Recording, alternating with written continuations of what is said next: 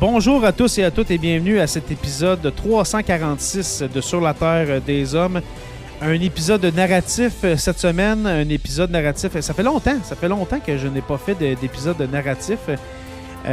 Pour les vieux de la vieille, comme on dit, vous vous souvenez que Sur la Terre des Hommes a commencé avec ce type d'épisode qui s'est raréfié avec les années parce que certains collaborateurs sont arrivés, dont ce cher Jonathan Saint-Prof, dit Lepierre, excusez-moi, professeur Roussel, et les autres invités qu'on reçoit presque à toutes les semaines. Mais ça m'arrive quand même l'été de vouloir en faire quelques-uns. Et puis voici le premier. Aujourd'hui, on est le 31 juillet. Alors, si vous écoutez cet épisode et que vous n'êtes pas membre Patreon, eh bien, vous voyez que ça a été fait il y a quand même un petit bout.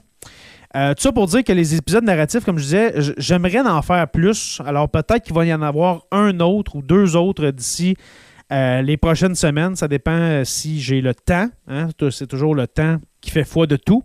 Alors voilà. Alors, pour cette semaine, les forces en présence. Alors, qu'est-ce qu'on va, de quoi qu'on va parler aujourd'hui?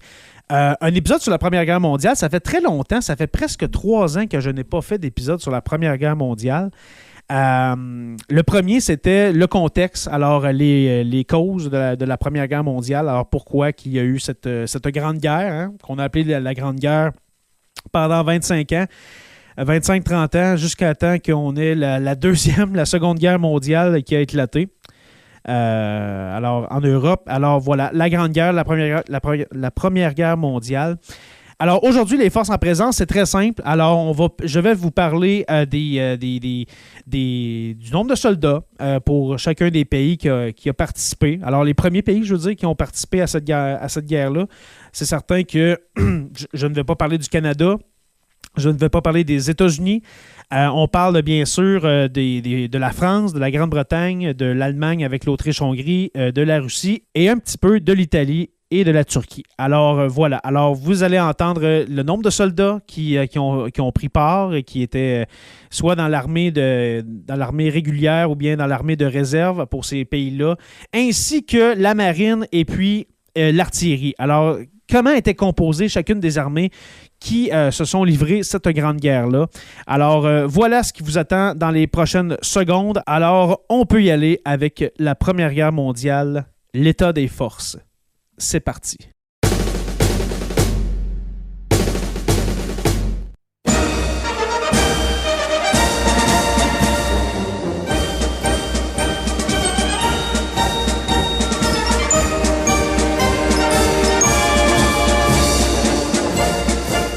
Au début de la guerre, la France compte environ 880 000 hommes dans son armée d'active. Ils se répartissent en cadres permanents, officiers et sous-officiers, caporaux-chefs, caporaux, soldats engagés et jeunes gens effectuant leur service militaire.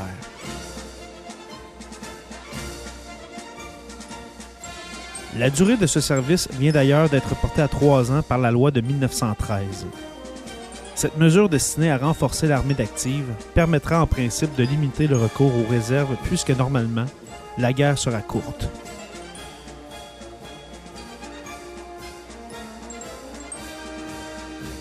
La mobilisation terminée, la France aligne 3 580 000 soldats appartenant à l'armée d'active, à la réserve et aux unités territoriales. Ce dernier corps est constitué d'hommes âgés de 33 ans et plus. On les a jugés trop vieux pour combattre et ils sont affectés à la garde des points sensibles, voies ferrées, dépôts de ravitaillement, etc. Au total, l'armée française est légèrement inférieure en nombre à l'armée allemande. Elle possède 72 divisions d'infanterie contre 82 et 10 de cavalerie contre 11.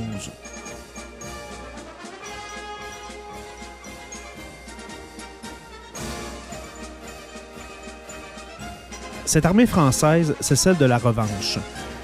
Sous l'aiguillon du malheur, a écrit le général de Gaulle.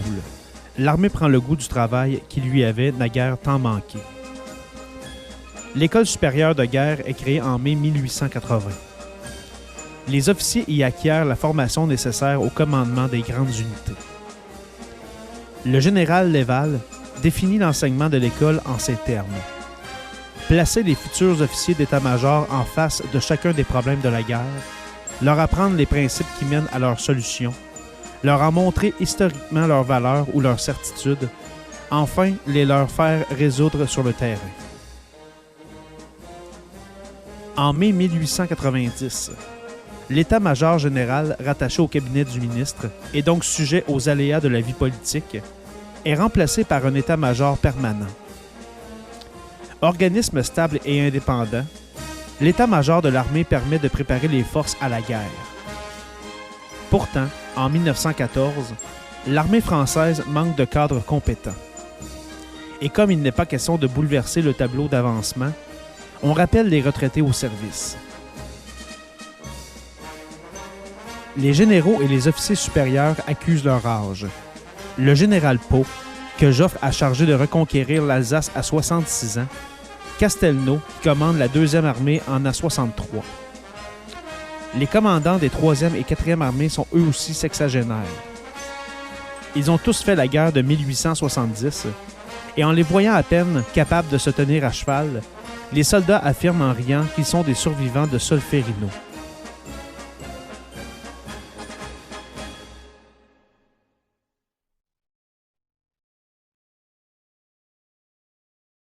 Comme dans tous les conflits précédents, l'infanterie est toujours la reine des batailles, et à ce titre, elle forme l'essentiel des forces terrestres. En France, elle représente environ 65% des effectifs, contre 13% pour l'artillerie, 10% pour la cavalerie et 12% pour le génie, le train des équipages, l'intendance, la gendarmerie, etc.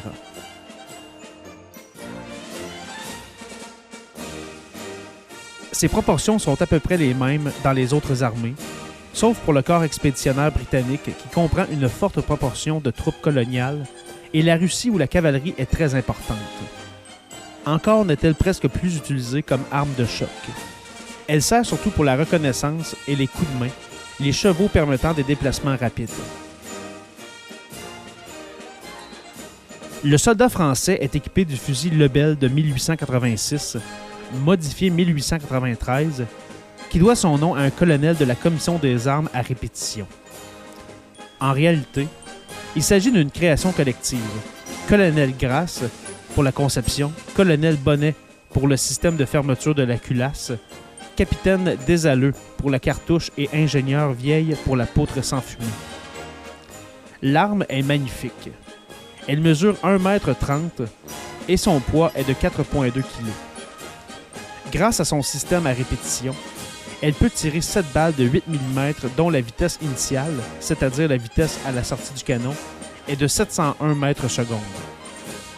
Les modifications effectuées en 1893 portent sur la hausse fixée à un pied à griffe, alors qu'elle était soudée sur le modèle précédent. Un quillon a été ajouté pour permettre la formation des faisceaux et l'épée baïonnette a été légèrement modifiée. Jusqu'à l'apparition du fusil Mauser G98 en avril 1898, le fusil Lebel surclasse largement tous ses concurrents.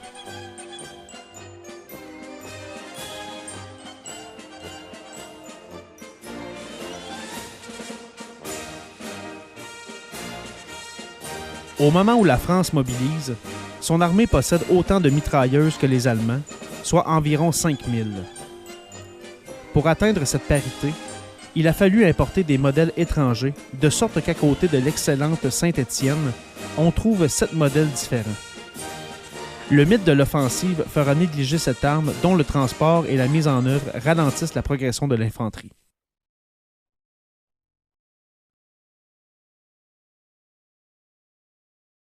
Entre 1902 et 1909, la Grande-Bretagne, les États-Unis, le Japon, la Russie, l'Allemagne, l'Autriche-Hongrie et l'Italie ont adopté des tenues de teinte neutre.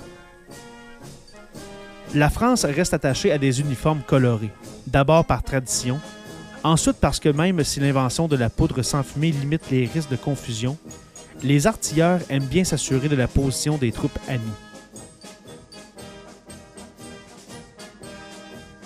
Le fantassin est chargé d'un sac de 30 kg, surmonté d'une couverture roulée et d'une gamelle qu'il faudra rapidement noircir pour l'empêcher de trop briller au soleil. La musette et le bidon sont à part, de même que la cartouchière et la baïonnette. Les hommes ne portent pas de casque, mais un képi rouge qui le recouvre d'un manchon bleu pour être moins visible. Après que l'on ait relevé de nombreux blessés par éclat à la tête lors des premiers combats, les soldats recevront des calottes d'acier qu'ils placeront à l'intérieur de leur képi.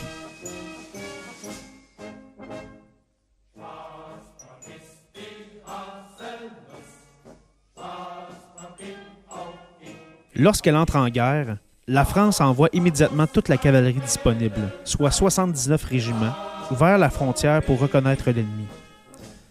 Pourquoi un aussi faible nombre? C'est que l'artillerie et le train des équipages sont également gros consommateurs de chevaux. Avec la guerre, les éleveurs doivent fournir 600 000 chevaux et presque autant de mulets en quelques jours. Les bêtes sont sommairement examinées par des vétérinaires et celles qui sont jugées bonnes pour le service reçoivent une marque au fer rouge sur la corne d'un sabot. Elles gagnent ensuite guingampes et fougères pour être embarquées dans des trains. La cavalerie est destinée à éclairer l'armée. Elle sera bientôt avantageusement remplacée dans ce rôle par l'aviation, mais dans les premiers mois de la guerre, les généraux ne croient pas en cette arme nouvelle et de plus, ils ne savent pas interpréter les photographies aériennes.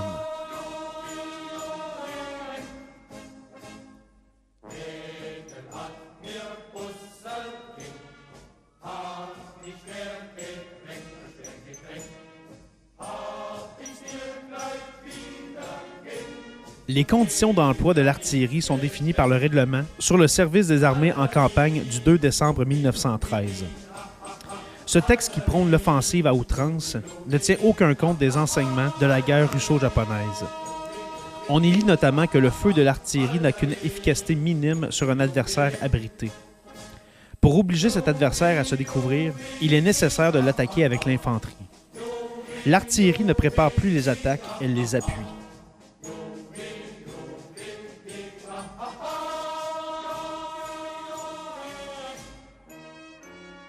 Dans la logique de ce qui précède, le règlement de manœuvre de l'artillerie de 1910 précisait qu'une artillerie de campagne très légère et très mobile, aidée en certaines circonstances limitées par des canons courts, répondra à toutes les nécessités. Ni la portée, ni les gros calibres n'offrent d'utilité.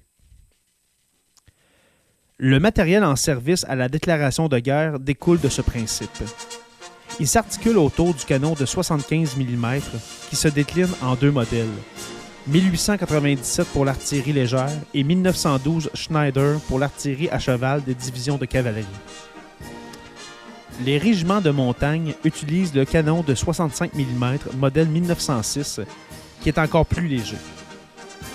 En août 1914, la France possède dans le domaine de l'artillerie légère une large supériorité en nombre et en qualité sur son homologue allemand.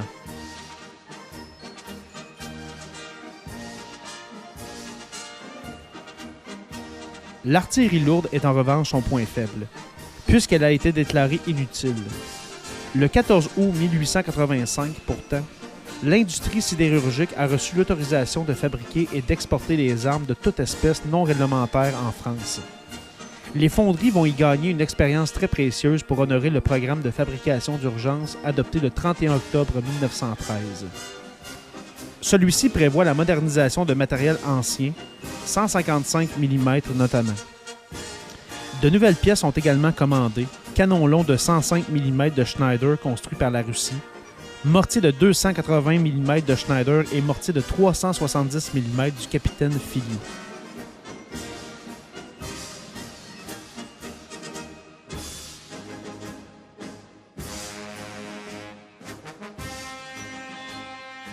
Malheureusement, ce programme trop tardif ne produira ses effets qu'en 1915.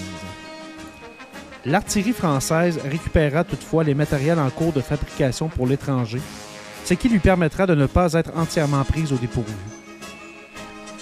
Au moment de la déclaration de guerre, l'armée française aligne 3840 canons de 75 mm, 120 pièces de montagne de 65 mm, 308 pièces lourdes de campagne et 380 canons de siège appartenant pour la plupart au système de Bange vieux d'une trentaine d'années.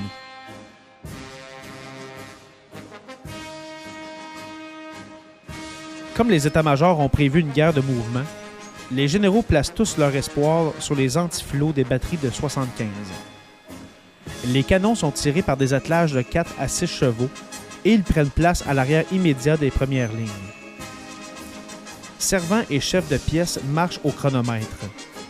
Ils doivent lire les appareils de visée, charger rapidement les obus, faire feu, puis remettre le canon en état de tir. Les batteries changeant fréquemment d'emplacement, les artilleurs doivent être d'excellents cavaliers. Ils s'entraînent au manège, s'exercent à atteler et à dételer le plus rapidement possible. Depuis, ils apprennent à conduire au galop, le cheval de tête de l'attelage, celui qui mène le train. Ces hommes dont on exige beaucoup exaspèrent les fantassins par les soins dont ils sont l'objet. Il est vrai que les états-majors ne leur refusent rien ou presque, tant les généraux voient en l'artillerie de campagne l'arme de la victoire. De leur côté, les artilleurs s'appliquent à développer un esprit de corps qui, en définitive, ne les rend guère sympathiques.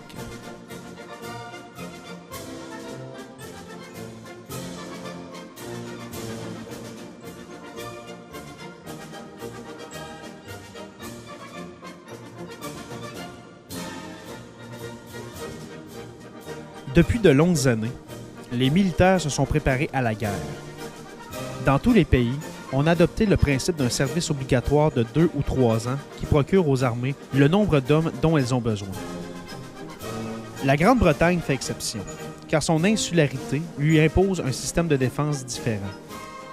La protection du territoire national, de l'empire colonial et des lignes de communication est assurée par la marine.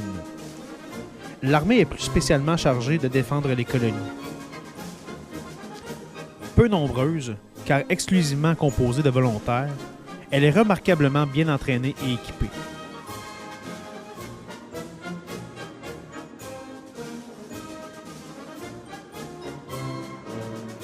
En outre, elle est renforcée depuis 1907 par un corps expéditionnaire comprenant 6 divisions d'infanterie et une de cavalerie, soit environ 160 000 hommes. Début à août 1914, 5 divisions appartenant au corps expéditionnaire britannique débarquent à Calais, puis se concentrent dans la région de Maubeuge, où elles prennent position à gauche et en retrait du dispositif français.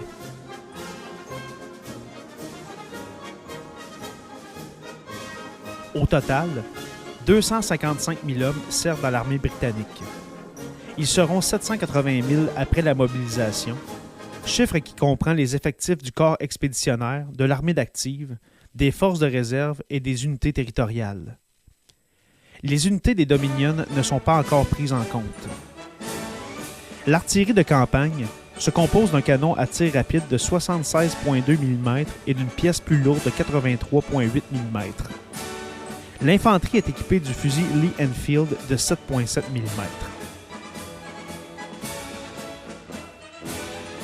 Malgré sa très grande qualité, le corps expéditionnaire britannique n'est guère pris au sérieux par le Kaiser Guillaume II, qui ne cache pas son mépris pour cette misérable petite armée.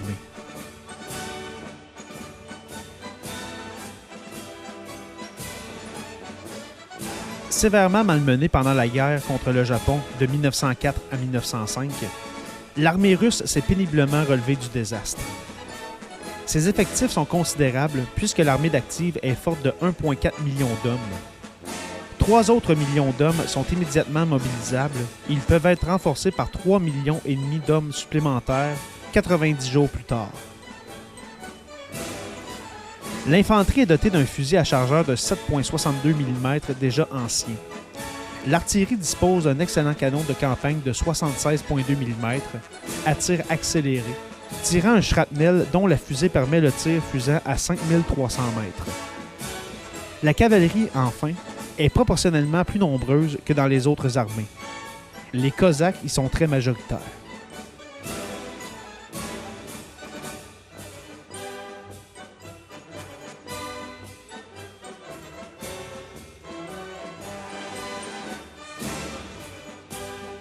L'encadrement est insuffisant en qualité comme en quantité. Les troupes sont d'une valeur médiocre et l'état-major compte surtout sur la masse pour obtenir la victoire. De son côté, l'industrie russe ne peut satisfaire les besoins d'une telle armée. Aussi les retards s'accumulent-ils dans la livraison des armes, des munitions et de l'habillement. Bien que l'armée russe soit principalement organisée en vue d'un conflit occidental, l'immensité du territoire et le mauvais état des voies de communication ralentit beaucoup l'acheminement des troupes vers la frontière. C'est d'ailleurs pourquoi le tsar s'étant hâté de mobiliser.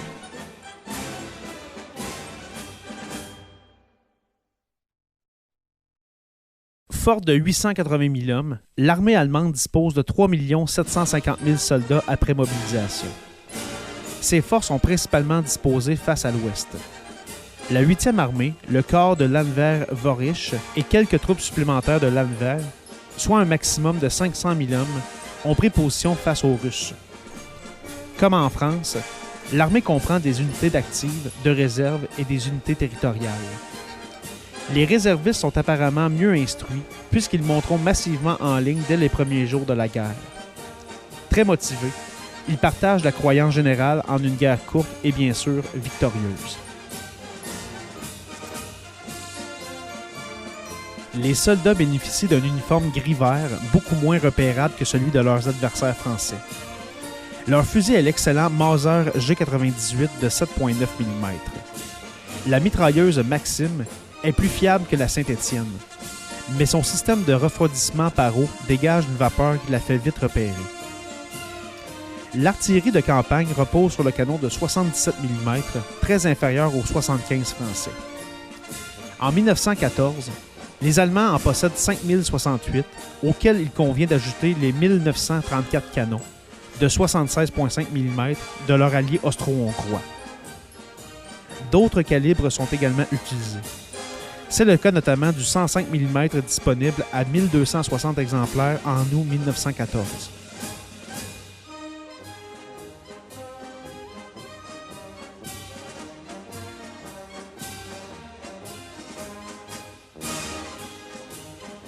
La supériorité en pièces à longue portée se traduit par le déploiement, dès le début de la guerre, de 528 obusiers de 150 mm, dont 112 austro-hongrois. L'intérêt de ces pièces est qu'elles sont relativement mobiles, ce qui leur permettra d'écraser les points de résistance pendant la guerre de mouvement.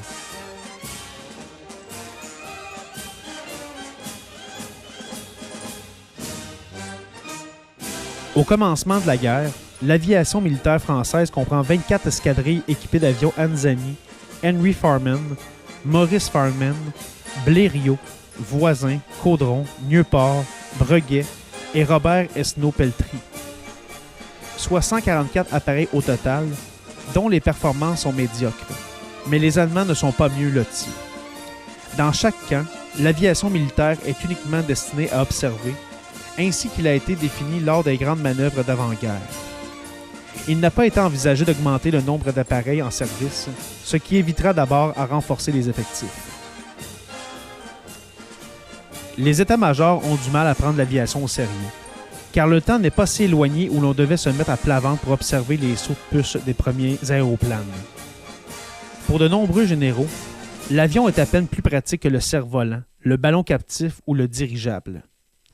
Quant aux aviateurs, ils sont considérés comme des fantaisistes peu dignes de confiance. S'ils aperçoivent des colonnes ennemies, les officiers d'état-major pensent qu'ils les ont confondus avec des troupes ennemies. S'ils n'ont rien vu, c'est parce qu'ils n'ont pas été capables de repérer un ennemi à peine dissimulé. Le futur maréchal Foch a d'ailleurs déclaré « Les avions sont des jouets sans aucune valeur militaire ». Il changera radicalement d'avis après la première bataille de la Marne.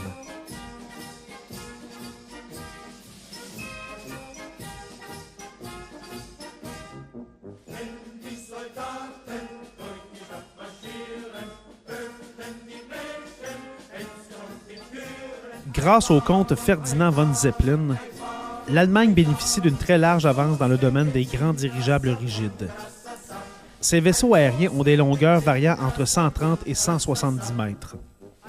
Ils sont construits à partir d'une charpente en aluminium sur laquelle on dispose un entoilage en coton recouvert de vernis. L'hydrogène qui assure la suspension est contenu dans des ballonnets. Depuis la catastrophe du LZ-129 Hindenburg le 6 mai 1937, le gaz hydrogène a mauvaise réputation, mais il est en réalité beaucoup moins dangereux qu'on le pense. Il ne réagit en effet qu'au contact de l'oxygène de l'air, et comme il est très léger, il s'échappe très vite vers le haut. sa concentration passant alors rapidement sous la limite inférieure d'inflammabilité. Les pilotes alliés s'apercevront d'ailleurs rapidement qu'abattre un Zeppelin n'est pas si facile. En 1914, le grand dirigeable rigide est l'appareil qui possède la plus grande autonomie et la plus grande capacité de charge. Au début de la guerre, la société Zeppelin met 8 dirigeables à la disposition de la marine et de l'armée. Ces appareils sont remisés dans de gigantesques hangars installés sur plateformes tournantes.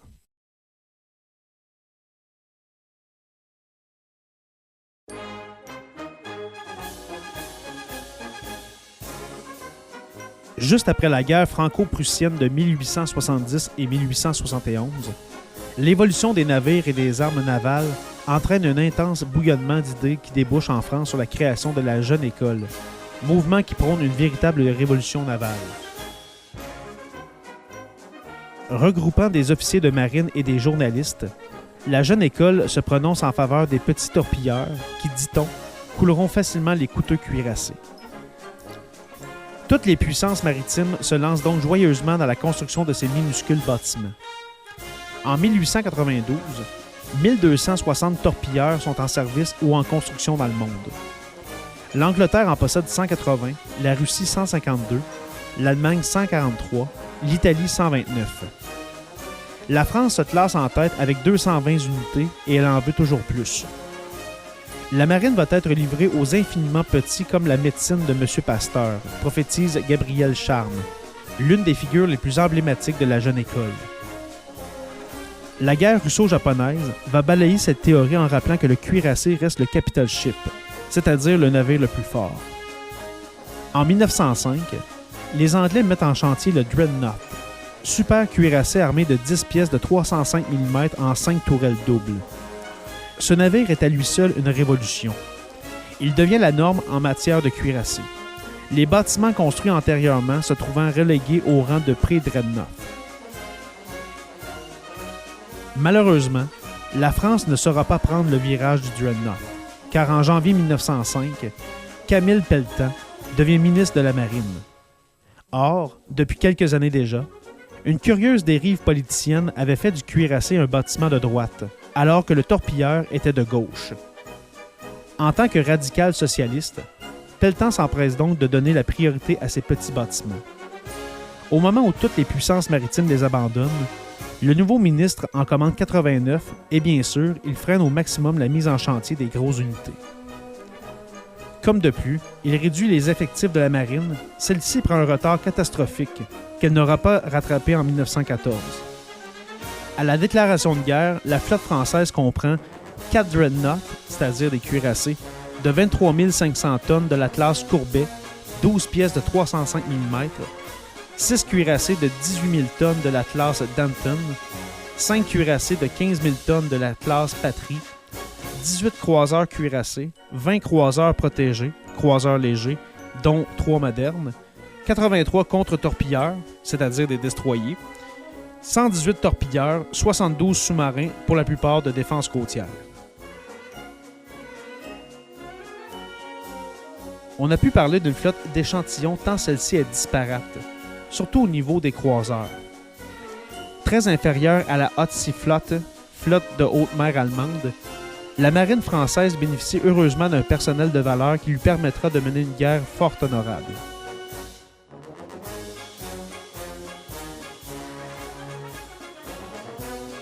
Jusqu'en 1906, la marine britannique est la maîtresse des mers. Lorsqu'elle met le Dreadnought en service, elle devient invincible.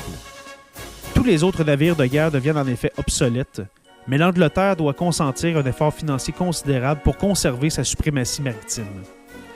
En août 1914, la Royal Navy est en mesure d'aligner 20 Dreadnoughts, 40 pré-Dreadnoughts, 9 croiseurs de bataille, 34 croiseurs cuirassés, 74 croiseurs légers, 167 destroyers contre-torpilleurs et 70 sous-marins. À cette supériorité numérique s'ajoute la possession de nombreuses bases navales en métropole et dans l'Empire colonial.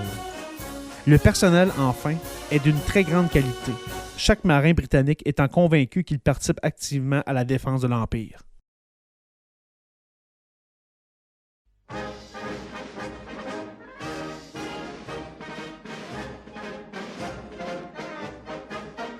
Pour ce qui est de la marine russe, après la désastreuse guerre contre le Japon, la flotte s'est très partiellement rétablie. En août 1914, elle se compose de 7 dreadnoughts en achèvement, 11 pré-dreadnoughts, 9 croiseurs cuirassés, 7 croiseurs légers anciens, 95 torpilleurs anciens pour la plupart et 10 sous-marins de défense côtière.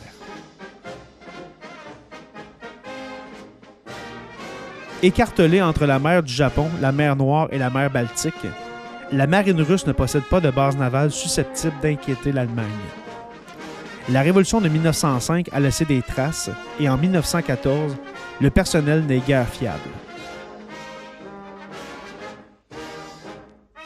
Le Japon entre en guerre contre l'Allemagne le 23 août 1914 et contre l'Autriche-Hongrie 2 jours plus tard. Au 1er septembre, il possède 2 dreadnoughts en service et 2 en achèvement, 13 pré-dreadnoughts, un croiseur de bataille en service et 3 en achèvement, 3 croiseurs légers, 38 destroyers récents en service et 2 en achèvement, 4 sous-marins récents en service et 2 autres en achèvement. Plutôt faible numériquement, la flotte nippone compense son infériorité par un très haut niveau qualitatif. Ses officiers ont été formés à l'école de la Royal Navy et ses principaux arsenaux ont été créés par le grand ingénieur français du génie maritime Émile Bertin.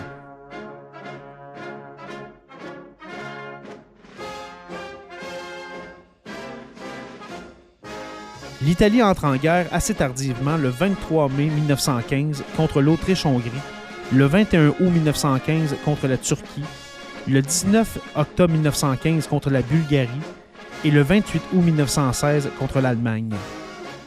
Au 1er août 1915, elle possède 3 dreadnoughts en service et 3 en achèvement, 11 pré-dreadnoughts, 2 croiseurs légers, 20 destroyers récents en service et 13 en achèvement, 11 sous-marins récents en service et 9 autres en achèvement. L'activité de cette marine efficace et bien équipée soulagera grandement la flotte française de Méditerranée.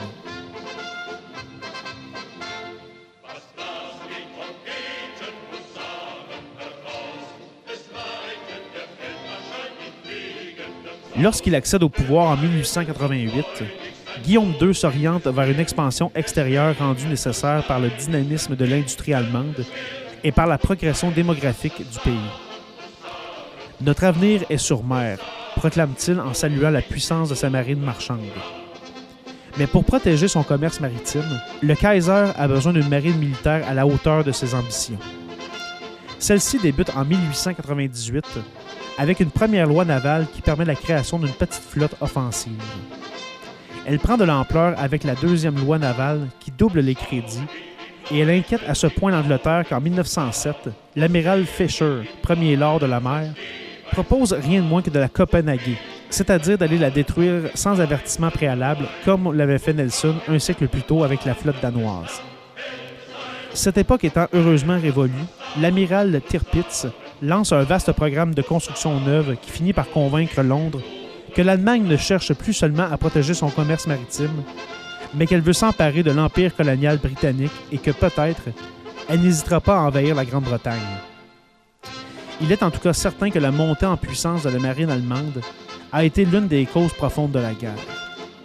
Au début du conflit, la flotte allemande comprend 13 dreadnoughts, 20 pré-dreadnoughts, 4 croiseurs de bataille, 9 croiseurs cuirassés, 41 croiseurs légers, 130 destroyers contre-torpilleurs et 30 sous-marins.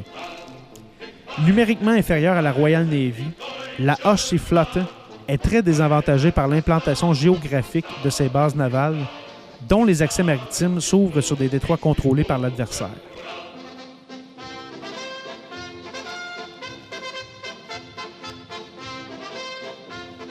Et pour terminer, la marine austro-hongroise. L'Autriche-Hongrie entre en guerre le 11 août 1914. À cette date, elle possède 3 dreadnoughts, 9 pré-dreadnoughts, 4 croiseurs légers, 18 destroyers contre-torpilleurs et 4 sous-marins. Pratiquement, cette flotte ne quittera guère sa base de Polen.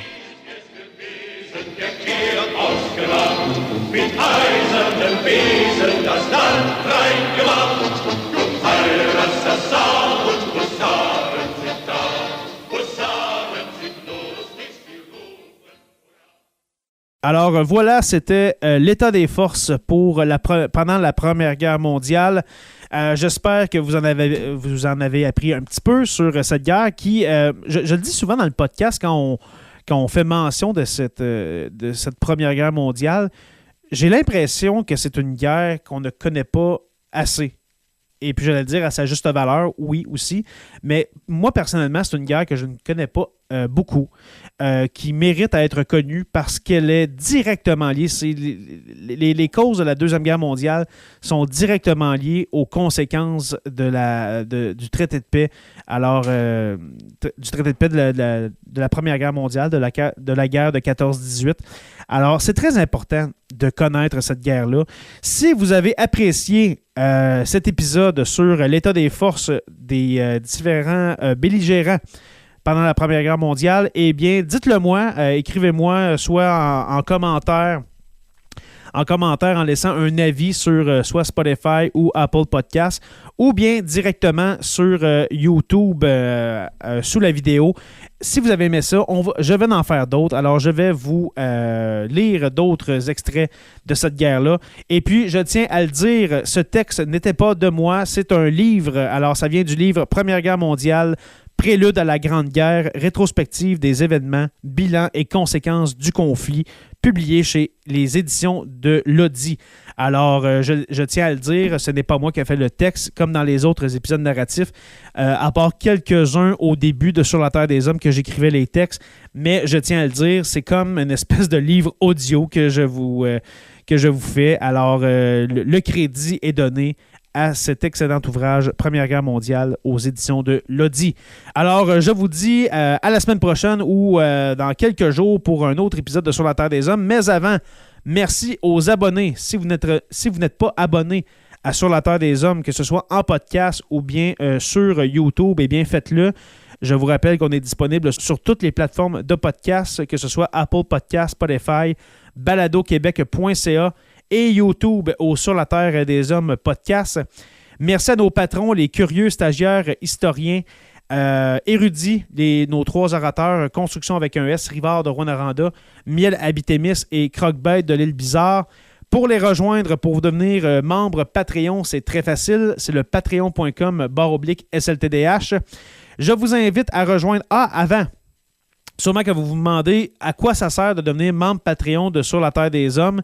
Premièrement, comme je dis à tout le monde, ça nous sert à encourager notre travail. Surtout les épisodes qu'on fait moi, Joe et puis Stéphane, qui nous demandent beaucoup de préparation.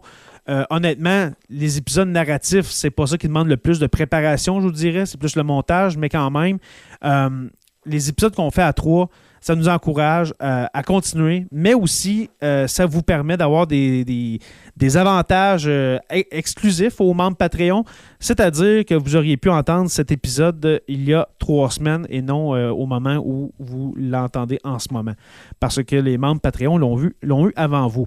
Alors, voilà. Et aussi, il y a d'autres avantages, comme les chroniques historiques que je fais à la radio pendant l'automne et l'hiver, qui sont publiés toutes les semaines. Alors, plein d'avantages comme ça.